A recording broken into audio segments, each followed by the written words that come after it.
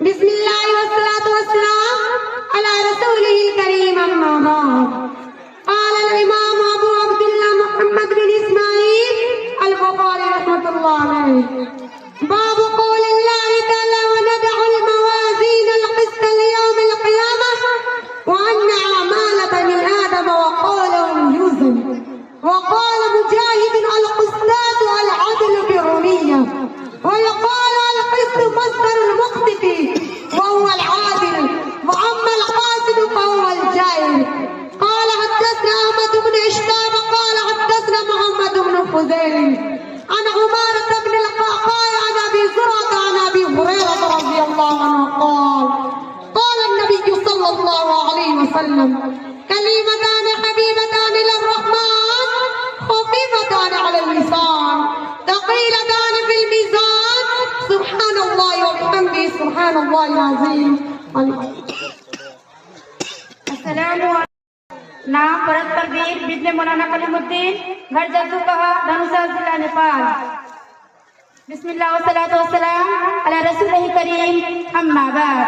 قال الإمام أبو عبد الله محمد بن إسماعيل البخاري رحمة الله عليه: باب قول الله تعالى: ونضع الموازين القسط ليوم القيامة وأن أعمال بني آدم وقولهم يوزن. وقال مجاهد: القسطاس العدل بالرومية.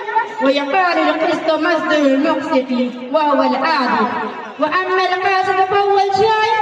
قال حدثنا أحمد بن إسحاق قال حدثنا محمد بن قصيد عن عمارة بن القعقاع عن أبي زرعة عن أبي هريرة رضي الله عنه قال: قال النبي صلى الله عليه وسلم: كلمتان حبيبتان الرحمن خفيفتان على اللسان ثقيلتان في الميزان سبحان الله وبحمده سبحان الله العظيم. الله وبرकातुह। नाम अफसाना परवीन बिनते नूर मोहम्मद रैन, घर ठाहिया। बिस्मिल्लाहिर्रहमानिर्रहीम। अल्हम्दुलिल्लाहि रब्बिल आलमीन वस्सलातु वस्सलाम अला रसूलिल करीम अम्मा बाद।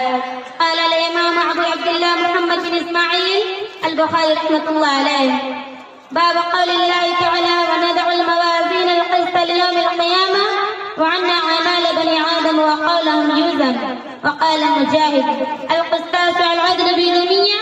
يقال القسط المصدر المقسط وهو عادل، وأما القاسط فهو الجائر. قال حدثنا أحمد بن إسحاق قال حدثنا محمد بن فضيل عن عمارة بن القعقاع عن أبي زرعة عن أبي هريرة رضي الله عنه قال: قال النبي صلى الله عليه وسلم: كلمتان حبيبتان إلى الرحمن خفيفتان على اللسان ثقيلتان في الميزان